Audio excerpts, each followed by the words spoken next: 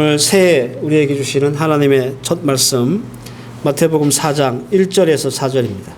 다 함께 봉독합니다. 그때에 예수께서 성령에 이끌려 마귀에게 시험을 받으러 광야로 가사 40일을 밤낮으로 금식하신 후에 줄이신지라.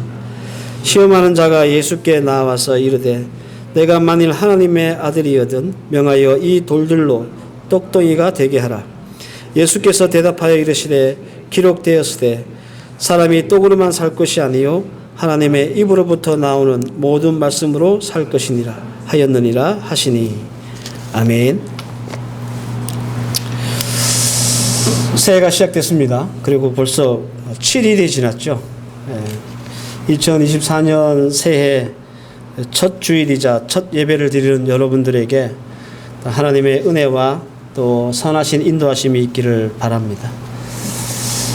새해를 시작하면서 희망차고 좋은 일들이 생겨야 될 것인데 오히려 우리를 좀 불안하게 하고 마음을 무겁게 하는 소식들이 더 많은 것 같습니다.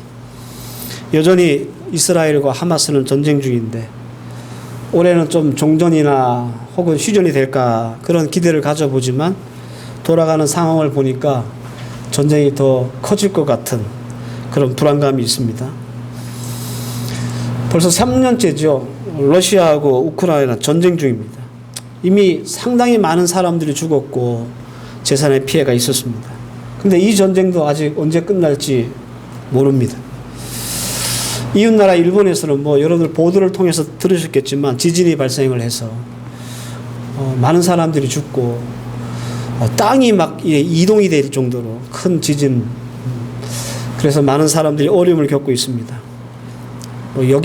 여객기가 충돌을 하는 바람에 큰 사고도 있었고요. 세상이 좀 뒤숭숭하지요. 그런데 한국도 마찬가지인 것 같아요. 정치나 경제나 사회나 새해에 이렇게 소망이나 희망을 가져볼 만한 그런 일들은 별로 없는 것 같습니다. 요즘은 이게 누구 만나가지고 정치 얘기한다는 게 참 조심스러워요. 이거 잘못했다가는 큰 싸움 벌어지거든요. 진보, 보수, 이게 양극단으로 나뉘어서 서로 아주 그냥 신랄하게 대립하고 있습니다. 끝내는 야당 대표가 피습을 당하는 그런 일이 발생할 정도로 아주 심각합니다. 제가 지난주에 KBS에서 특별 편성했던 2024년 한국 경제 전망이라고 하는 프로그램을 본 적이 있거든요. 거기에 유명한 교수들, 경제 전문가들 나와가지고 이렇게 전망을 하는데 암울해요. 2024년 우리 대한민국이 처한 경제적 위기가 어느 정도 심각한가? 그리고 2024년에 얼마나 더 심각해질 것인가? 이런 것들을 자세한 통계를 바탕으로 이렇게 말을 하는데, 야, 이게 참 어느 때보다도 심각하구나 이런 마음이 드는 거예요. OECD 국가 중에 우리나라 가계 부채율이 국가 부채율이 1등이에요. 100.2%나 된대요. 희망찬 새해를 시작하는데 새해 벽두부터 힘 빠지고 마음 무겁게 하는 소식들만 가득합니다. 한번 생각을 해봤어요. 매년 우리가 새해를 이렇게 맞이하면서 또 우리의 인생이라는 걸 살게 되잖아요. 언제 우리에게 좋았을 때가 있었는가? 여러분들 좋았던 때가 있었던 것 같아요? 우리는 매년 시작하면서 정말 좋았어 이런 새해보다는 어렵다, 힘들다, 매년 우리는 그렇게 얘기하면서 한 해를 시작했던 것 같습니다. 올해는 우리가 매년 올해는 힘들어, 어려워 이렇게 말했던 것이 좀 더 심각하고 좀 더 가중되는 그런 격동의 시간들을 보내지 않을까 더 걱정이 됩니다. 그럼에도 불구하고 우리는 2024년을 살아내야 합니다.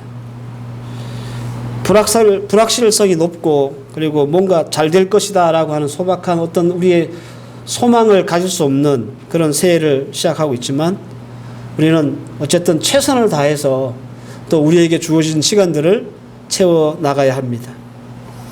제가 바라기는 더도 말고 덜도 말고 2024년 한 해 동안 여러분들이 쏟아부은 수고와 땀만큼 그 정도만큼이라도 우리가 뭔가 열매 맺고 수확을 거뒀으면 좋겠다 이런 마음이 있어요.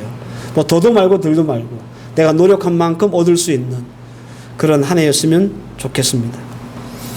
새해 첫 말씀을 어떤 말씀으로 정하면서 새해를 시작할까, 이것은 모든 설교자가 하는 고민입니다. 저도 참 고민이 많았어요.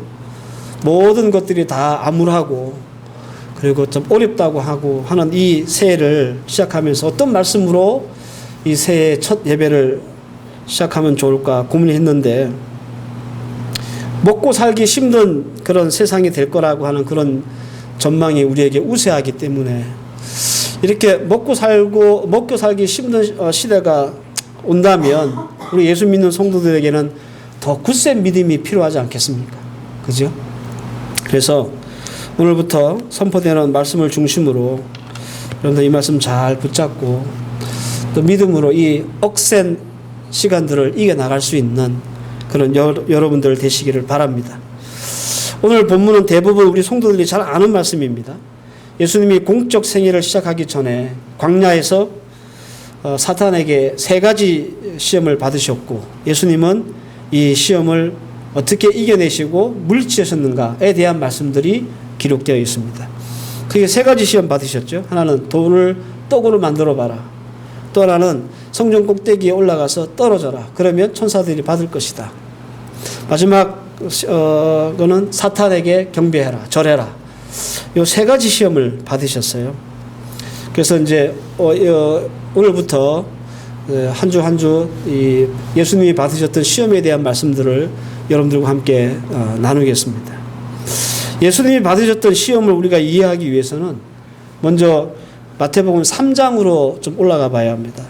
3장 16절에서 17절, 예수께서 세례를 받으시고 곧 물에서 올라오실새 하늘이 열리고 하나님의 성령이 비둘기같이 내려 자기 위에 임하심을 보시더니 하늘로부터 소리가 있어 말씀하시되 이는 내 사랑하는 아들이요 내 기뻐하는 자라 하시니라. 제가 금방 읽어드렸던 이 말씀이 있잖아요. 이게 굉장히 특이한 말씀이고 굉장히 중요한 말씀이에요. 왜 이 말씀이 특이한가? 성경을 보시면 우리는 왜 성부, 성자, 성령 그러잖아요. 이걸 이제 우리가 삼위일체라고 그러는데 이 성부, 성자, 성령이 한꺼번에 나오는 유일한 구절이 바로 오늘 이 구절이에요. 보십시오. 세례 받으시는 분이 누구예요? 성자 예수님이죠. 예수님이 세례를 받고 올라오실 때 뭐가 임했어요? 성령이 임했잖아요. 그죠? 성자와 성령이 함께하는 순간입니다. 그런데 갑자기 하늘에서 하나님의 소리가 있었어요. 성부의 음성이 있었던 거죠. 그래서 성경에서 성부, 성자, 성령이 한꺼번에 나오는 경우가 많지 않거든요. 그래서 이 말씀이 특이한 거예요. 한 구절의 말씀에 성령과 성자와 성령이 다 나타나는.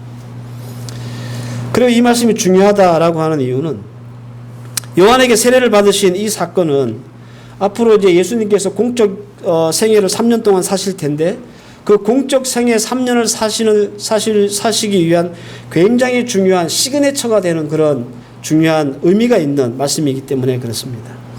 사실 예수님은 하나님이잖아요. 그죠? 그래서 굳이 세례 요한에게 물 세례를 받지 않으셔도 돼요. 때문에 요한도 예수님께 세례를 주는 것을 굉장히 부담스러워했어요. 마태복음 3장 14절 말씀을 보면 요한이 말려 이르되 내가 당신에게 세례를 받아야 할 터인데 당신이 내게 오시나이까. 이 요한이 얘기한 거예요. 요한이 부담스러운 거지.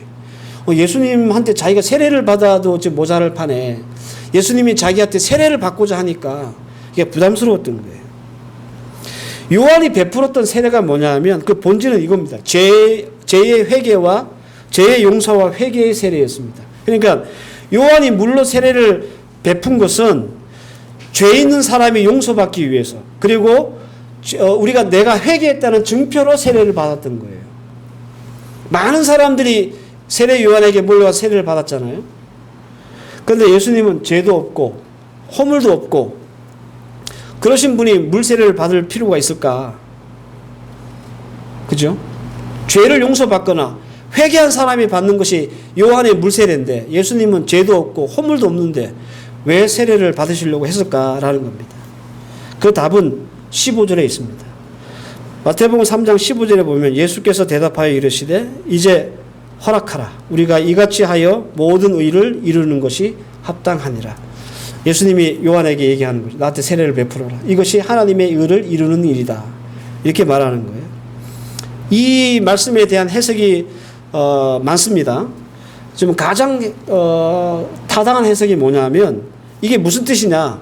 하나님의 의를 이루는 것이 합당하다라는 말이 무슨 뜻이냐라는 가장 타당한 해석은 동질화입니다. 좀 어렵죠? 동질화.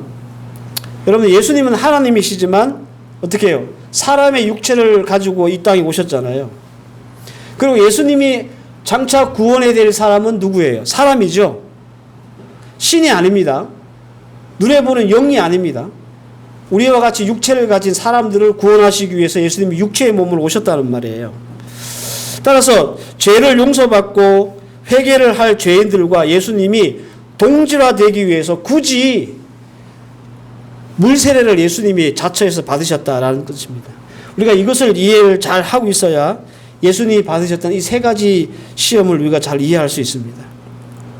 예수님이 받으셨던 세 가지 시험은 하나님의 아들로서 신으로서 받은 시험이 아닙니다. 철저히 인자 즉 사람으로서 받으신 시험이에요. 이 사람으로서 받으실 시험을 위해서 세례를 받으신 거예요. 왜? 내가 신이지만 사람의 몸, 완전한 사람의 몸으로 왔기 때문에 죄인들과 같은 사람의 어떤 그런 사람과의 동질함을 위해서 세례를 받으셨다라는 겁니다. 이것은 우리 성도들이 앞으로 받을 시험을 사람의 몸으로 친히 받으실 뿐만 아니라 이것을 우리 하나님 예수님께서 이겨내셨고 물리치심으로 예수님은 사람들이 받는 그 시험들을 몸소 체험하셨다는 거예요. 예수님이 사람이 아니라 여전히 신의 입장에서만 있으면 사람이 어떤 유혹을 받을지 어떤 아픔이 있는지 공감을 못하잖아요. 그래서 예수님이 사람으로 오셔서 그것을 몸소 체험하신 거예요. 얼마나 이들이 이 고통과 이 시험을 받을 때 고통스럽고 힘들까 이걸 예수님이 몸소 배우신 거예요. 체험하신 거예요. 그리고 우리는 그 시험을 이겨내신 예수님을 보면서 우리 또한 세상이 우리에게 주는 시험을 이겨낼 수 있다는 소망을 이 예수님의 시험을 통해서 우리가 바라보게 되는 거예요. 제가 누구한테 들은 말인데 필리핀에서 맥도날드 분점을 열려면 몇 가지 조건이 있다고 그래요. 첫째는 땅이 자기 땅이어야 한다고 그래요. 그래야 이제 준대요. 또 하나는 뭐냐면 그 분점을 내고자 하는 사장님이 3개월 동안 트레이닝을 받아야 돼요. 다른 지점에 가가지고 제일 말단 이 바닥 닦는 것부터 3개월, 4개월 정도 트레이닝을 받는데요. 그래서 바닥 닦기부터 시작하고 음식 처리하고 또 카운터 보고 안에 들어가서 음식 만들고 이 모든 것들을 다 주인이 체험하고 습득을 해야 그제서야 저걸 준대요. 퍼밋을 준대요. 왜 그렇게 했습니까? 사장이라도 내가 일하는 사람들이 어떤 일을 하고 있는지 어떤 불편함이 있는지 체험을 해야 그 문제가 생기면 빨리빨리 해결하고 조치를 취할 거 아니에요. 그죠? 사장은 한 번도 체험하지 못하고 알지 못하는데 직원들이 어떤 문제가 발생하면 이걸 처리를 못하잖아요. 그래서 맥도날드 정책이 그렇대요. 사장은 반드시 3개월, 4개월 동안 다른 지점에 가서 똑같이 점원들이랑 똑같은 일들을 해보고 경험한다고 그래요. 예수님도 마찬가지예요. 예수님은 하나님이시지만 사람의 몸으로 오셔가지고 사람들이 당하는 그런 어려움과 고통, 시험들을 직접 당해보신 거예요. 신으로서 예수님은 배가 고플 리가 없죠.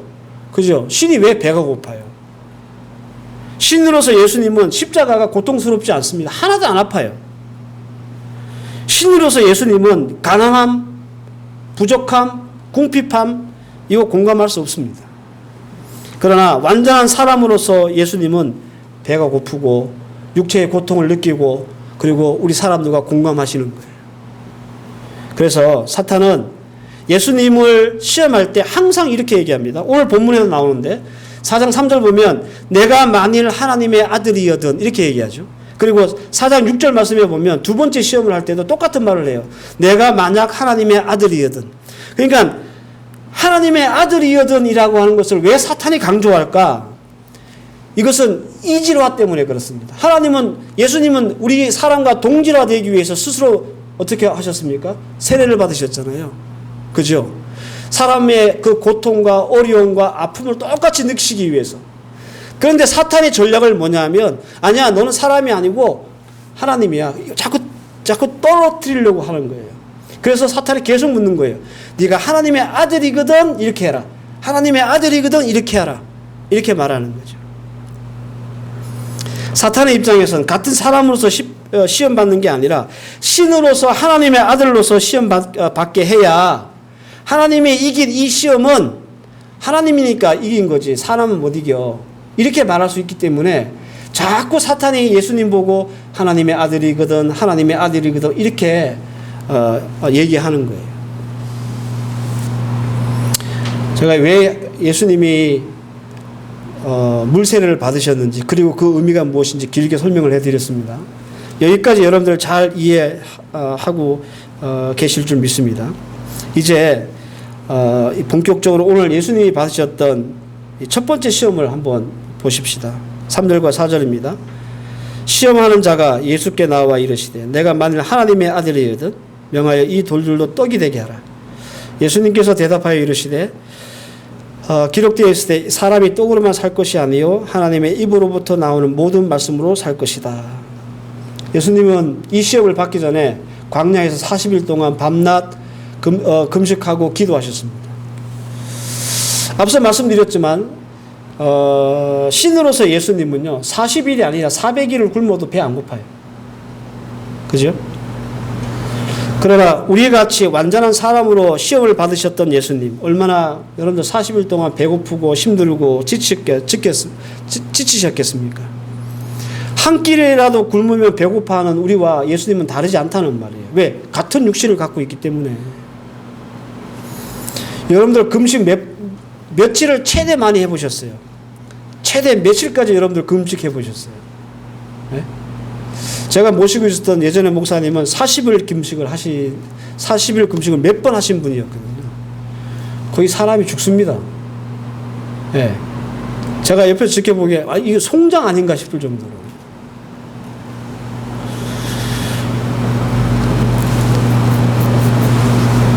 예수님도 마찬가지였어요. 예수님이 하나님이니까 40일쯤이야. 충분히 금식하고 남지 않았을까? 그렇게 생각하시면 안 돼요. 거의 예수님도 송장 지경에 갔을 거예요. 그런데 배고픈 이 예수님에게 떡이라고 하는 유혹과 시험을 이 사탄이 주는 거예요. 너가 정말 하나님의 아들이면 너 배고프지? 이 돌 가지고 떡 만들어서 너 먹어봐. 그렇게 유혹하는 겁니다. 여러분, 배고픈 자에게 먹을 것이라고 하는 유혹이 얼마나 치명적이고 달콤한 유혹입니까? 그죠? 떡이 상징하는 바가 뭐냐 하면 물질을 의미하는 거예요. 우리의 일상을 가능케 하는 모든 필요를 말하는 겁니다. 여기에는 돈도 있고 사람도 있고 생업도 있고 학업도 있고 우리가 간절히 바라고 원하고 갈망하는 바가 다 이 떡이라고 하는 것에 포함되어 있습니다. 떡이라는 이 유혹과 시험, 아마 우리는 작년에도 이 유혹과 시험을 계속 받았을 거예요. 그리고 올해도 어김없이 우리는 사단에게 먹을 것, 물질, 우리의 필요, 이걸로 인해서 여러분들 시험 받을 겁니다.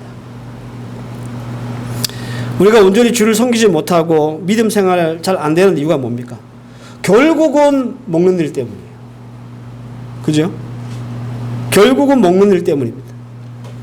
더구나 이 시험을 예수님이 받으실 때 배부른 상태에서 이 시험을 받으신 게 아니잖아요. 40일이나 굶었습니다. 여러분, 우리가 돈 유혹을 받을 때 정말 돈이 간절하고 정말 급할 때 돈 유혹을 잘 받잖아요. 근데 내가 얼마든지 많은 돈이 있어. 그럼 돈 유혹 잘 안 받아요. 나도 있는데 뭐. 이렇게 되는데 늘 사탄은요, 이렇게 우리가 궁핍하고 간절하고 절박하고 어려울 때 정말 우리 인생에서 지푸라기라도 잡아야 될 것 같은 그런 간절함 같은 어떤 그런 절박함에 우리가 놓일 때가 있잖아요. 그때 사탄은 우리에게 이 물질로 시험하는 거예요. 여러분들, 우리가 필리핀에 사시면서 특별히 한 번쯤 진짜 바닥을 칠 때가 있죠. 우리 인생에. 단돈 1,000원이 아쉬울 때가 있잖아요. 정말 그럴 때 있습니다. 저 한국에서 제가 필리핀 처음 왔을 때가 94년도인데 그때 그 대학원에서 공부를 하고 있었거든요. 돈이 없어가지고 그 5페소를 아끼려고 그 에어컨 안 나오는 버스를 타고 학교 다닌 적도 있어요. 에어컨 나오는 버스는 10페소였는데 그거 아껴보려고 5페소짜리 버스 타고 다닌 적도 있습니다. 애들 학교 다닐 때 학비를 못 내가지고 애들이 교실에 쫓겨난 적도 있어요. 우리 교회 지을 때 2008년 이제 우리가 헌당했잖아요. 그때 여기 계셨던 분들 다 아실 거예요. 건축 다 골조 다 올라갔는데 한동안 건축이 진행 안 된 적이 있었죠. 건축비가 없는 거예요. 이게 골조만 세워놓고 있는 거죠. 더 이상 손을 못 대는 거죠. 어떤 목사님이 저한테 제가 건축하기 전에 그랬거든요. 이분이 이제 목회하시면서 건축을 해보셨는데 저보고 그래요. 야, 원 목사, 야, 교회 건축 시작하면 있지 목사는 땅만 보고 다닌다 그랬거든요. 그다음 그 소리가 뭔지는 몰랐어요. 땅만 보고 다닌다는 말은 뭐냐면 혹시 땅에 돈 떨어진 거 없나 이것만 본다는 얘기예요. 그만큼 궁하고 힘들다는 얘기죠. 그런 말씀을 저한테 해준 적이 있거든요. 그때는 볼로 들었는데 골조 다 만들어 놓고 더 이상 공사가 진행이 안 되니까 저절로 저도 땅만 보게 되더라고요. 야, 뭐 어디 흘린 거 없나? 혹시 뭐 떨어진 거 없나? 이런 거 정말 보게 돼요. 그러면서 그때 목사님이 하셨던 말씀이 생각나는 거예요. 여러분들, 그 간절하고 절박한 마음은 겪어보지 않은 사람 모릅니다. 네. 돈 때문에, 물질 때문에 바닥을 한번 쳐보지 않은 사람은 이 심정 모릅니다. 그런데 예수님이 딱 그 상태였어요. 신으로서 시험 받는 게 아니라 우리가 똑같은 육체로 시험을 받으시는데 40일을 굶었으니 얼마나 먹는 게 간절하고 절박하겠습니까? 사단은 늘 이런 식으로 우리에게 접근하고 시험을 준다 그랬죠. 우리가 궁할 때, 부족할 때, 절박할 때, 간절할 때, 먹고 사는 문제로 힘들어할 때 그때 사탄은 어김없이 우리에게 떡, 물질 이거 가지고 시험해요. 사실 우리가 신앙생활 제대로 못하고 하나님 말씀 별로 중요하지 않게 여기고 믿음의 온전한 자리에서 떠나는 궁극적인 이유는 이것 때문입니다. 떡 때문에, 물질 때문에. 이 시험은 작년에도 있었고 올해도 어김없이 사탄은 이 물질이라는 것을 가지고 여러분들의 멱살을 잡아 흔들 겁니다. 우리가 궁하고 절박할수록 시험의 강도는 세질 것이고 우리는 더 약해지겠죠. 우리가 막 이렇게 물질로 힘들 때 말입니다. 우리 마음에 이런 마음이 들어요. 야, 믿음, 신앙, 예배, 뭐 그게 밥 먹여주는 것도 아니고 먹고 살아야지, 돈 벌어야지, 잘 돼야지 이런 마음이 더 많잖아요. 그래서 우리가 믿음의 손을 이렇게 놓고 떡이라고 하는 것을 덥석 잡습니다. 이건 우리가 경험했던 바고 앞으로 경험할 수 있는 일입니다.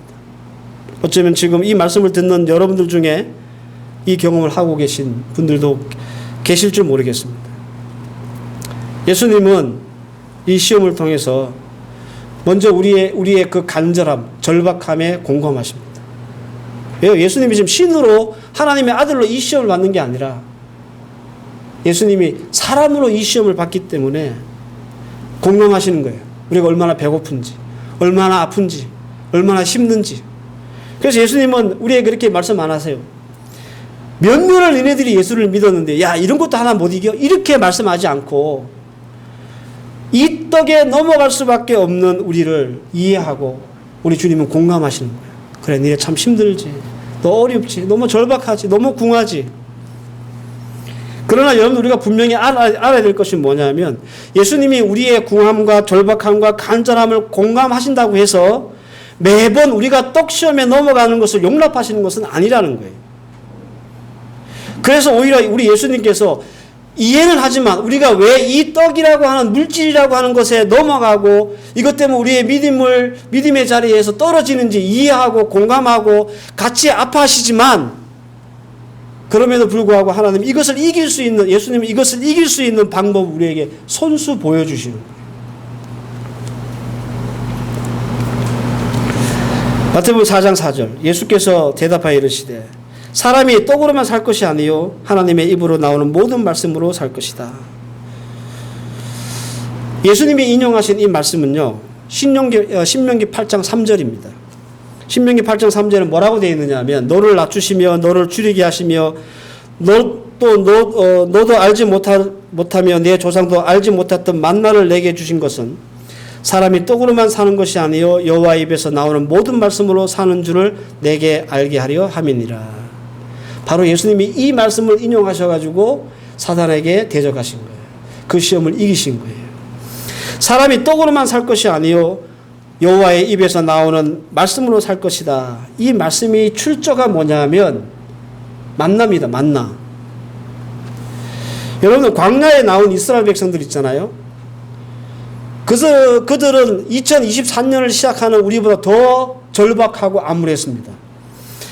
호기롭게 모세의 인도함을 따라서 애굽에서 광야로 이스라엘 백성들이 나왔어요. 자신 있게 나왔어요. 그런데 나온 지 2달 보름 만에 그들이 가지고 나왔던 먹을거리가 다 떨어진 거예요. 도대체 여러분들 그 척박한 광야에서 어디에 가면 먹을 것을 구할 수 있겠습니까? 그렇다고 큰 소리 뻥뻥 치고 나왔는데 다시 애굽으로 돌아갈 수도 없고 먹일 사람들이 한두 명이 아니에요. 여러분들 성경에서 남자만 60만 명이라고 했으니까 추산해서 계산해 보면 그때 애굽에서 나온 사람이 200만 명 정도 돼요. 그 이상이라고 보는 사람도 있습니다. 진퇴양난. 돌아가지도 못하고 그렇다고 광야에서 죽을 수도 없고. 여러분들 광야는 아무것도 없는 곳이잖아요. 이대로 가만히 두면 단체로 그냥 아사할 판이에요. 다 굶어 죽을 판이에요. 백성들이 가만히 있겠습니까? 하나님 원망하고 모세 죽이려고 난리가 났었습니다. 이때 하나님이 기가 막힌 말씀을 하시는 거예요. 출애굽기 16장 4절 말씀해 보면 그때 여호와께서 모세에게 이르시되 보라 내가 너희를 위하여 하늘에서 양식을 비같이 내리니 백성이 나가서 일용할 것을 날마다 거둘 것이니라. 이같이 하여 그들이 내 율법을 준행하나 아니하나 내가 시험하리라. 먹고 사는 게 문제가 아니라는 겁니다. 이 말씀은 뭐가 문제냐는 것은 뭐가 문제냐는 말은 문제냐 하면 하나님의 율법을 준행하느냐 안 하느냐가 중요하다는 거예요. 먹는 것은 하나님이 하늘에서 비를 내리시고 동풍을 불게 해가지고 메추라기 때를 보내셔가지고 이 이스라엘 백성들이 배가 터지도록 먹을 수 있게 할 수 있는데 중요한 건 말씀이다. 말씀 없이 떡만 찾는 사람들은 반드시 시험에 넘어갑니다. 우리가 궁하든 안 궁하든 물질 시험이 오면 그 시험에 넘어가게 돼 있단 말이에요. 그래서 믿음 버리고 하나님 버리고 그렇게 산다는 말입니다. 하지만 떡이 없어도 말씀을 찾는 사람들은 이 시험을 이길 수 있다는 거예요. 물질의 시험을 이길 수 있다는 겁니다. 떡을 가지고 시험 받지 않는다는 거예요. 마치 이런 겁니다. 시범을 보이는 조교처럼 예수님이 시범을 보시는 거예요. 자. 2024년을 시작하는 우리 필리핀 한인교회 그리고 헤브론 교회 성도들 잘 봐라. 분명히 사탄이 너희들 2024년 동안 이 떡 가지고 시험할 거야. 그렇게 시험을 받으면 나같이 해. 잘 봐. 어떻게 하는지. 그러면서 예수님이 시험을 보이시는 거죠. 사람은 떡으로만 사는 게 아니야. 하나님의 말씀으로 사는 거야. 왜? 하나님의 말씀으로 살면 하나님은 하늘을 여셔가지고 만나를 내리시고 메추라기를 내리시는 분이기 때문에 그래. 예수님이 이렇게 사탄의 시험을 이겼다는 거죠. 그래서 우리 보고 이 시험을 보이시면서 너희들도 그렇게 살아. 2024년 동안 필리핀 한인교회와 헤브론교회 성도들이 물질 때문에 쩔쩔매는 그런 일이 있다 할지라도 내가 오늘 보여준 이 시험, 이 시범 잘 보고 이렇게 하면 이길 수 있어요. 그 말씀하시는 거예요. 아까 읽어드렸던 신명기 8장 3절 다음 말씀이 어떻게 나오는지 아세요? 신명기 8장 4절에는 이런 말씀이 있습니다. 이 40년 동안에 내 의복이 헤어지지 아니하였고 내 발이 부르트지 아니하였느니라. 여러분들 40년 광야 생활을 하면서 이스라엘 백성들 중에 먹고 살기 위해서 노동한 사람이 한 사람도 없어요. 굶어 죽은 사람이 단 한 사람도 없어요. 40년 동안. 옷이 헤어진 사람도 없고 발이 부르트질 만큼 힘든 일을 겪은 사람이 없어요. 40년 광야에 살았는데, 광야라는 척박한 환경이었지만 하나님이 그들을 먹이셨고 입히셨고 돌보셨다는 말입니다. 광야에서 죽은 사람이 어떤 사람인지 아세요? 먹을 게 없어서 노동을 안 해서 굶어 죽은 사람 아닙니다. 광야에서 죽은 사람, 유일하게 죽은 사람들은 하나님의 율법을 준행치 않은 사람만 다 죽었어요.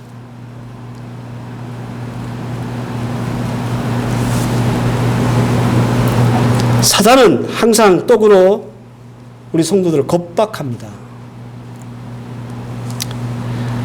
그러다가 사업 망한다. 그러다가 돈 못 번다. 그러다가 애들 제대로 교육 못 시킨다. 자꾸 우리에게 이런 것들로 겁을 줘요. 그래서 정말 쫄게 만들어요. 그렇지, 내가 이렇게 하면 장사도 망할 것 같고 우리 애들도 제대로 공부 못 시킬 것 같고 돈도 못 벌 것 같고, 그래서 우리를 믿음의 자리에서 끌어내려요. 예수님이 당하신 시험은 우리가 당하는 시험입니다. 그것을 예수님이 인간의 몸으로 대신 먼저 받으신 거예요. 그리고 이기신 거죠. 그러면서 우리에게 보이신 거예요. 이렇게 얘기하라. 우리에게 정답을 주신 거예요. 사랑하는 성도 여러분, 2024년에 쫄지 마십시오. 떡 때문에. 예수님이 우리에게 시범 보이셨잖아요. 어떻게 이기는지. 말씀 없이 떡으로만 살려고 하지 마시고 하나님 말씀 붙잡고 떡이 없어도 말씀으로 살아보려고 애쓰는 2024년 한 해가 되시기를 바랍니다.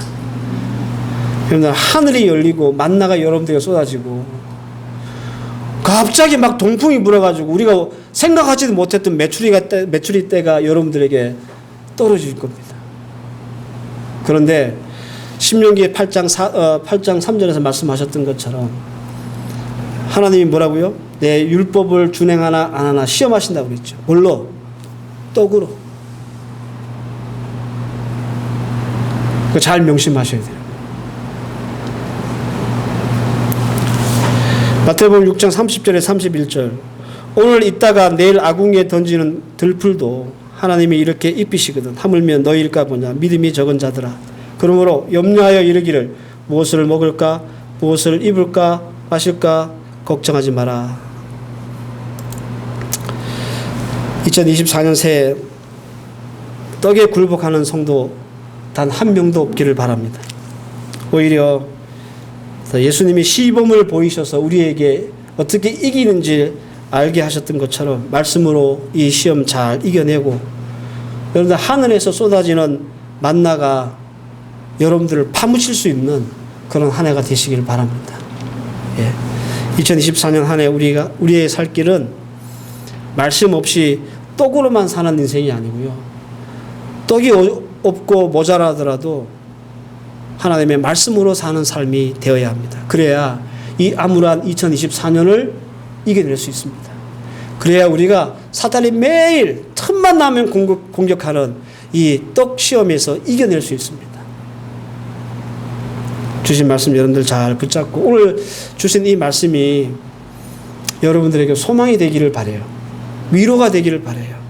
힘이 나는 그런, 우리를 힘있게 만드는 그런 말씀이길 바라요. 저도 잘 모르겠습니다. 2024년 한 해는 어떤 일이 우리에게 벌어지고 또 여러분들 가정에 어떤 일이 생길지 잘 모르겠습니다. 어떤 유혹에 우리가 또 넘어지고 힘들어할지 잘 모르겠습니다.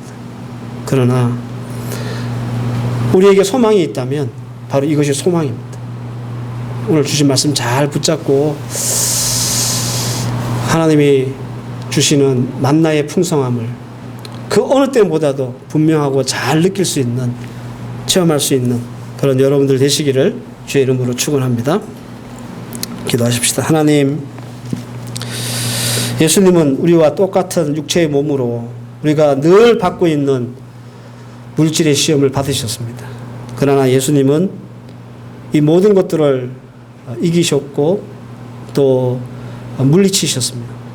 주님께서 우리에게 보이신 이 물질 시험을 어떻게 이겨낼 수 있는지 이 시범을 잘 보게 하시고, 우리 사랑하는 주의 성도들 2024년 동안 돈 때문에, 물질 때문에 힘들고 어렵고 궁한 일 있더라도 하나님 이 시험에 넘어가지 않고 말씀으로 물리쳐서 하나님이 우리에게 하늘의 문을 열고 만나를 쏟아부어 주시는 그런 놀라운 역사 체험하게 하옵소서.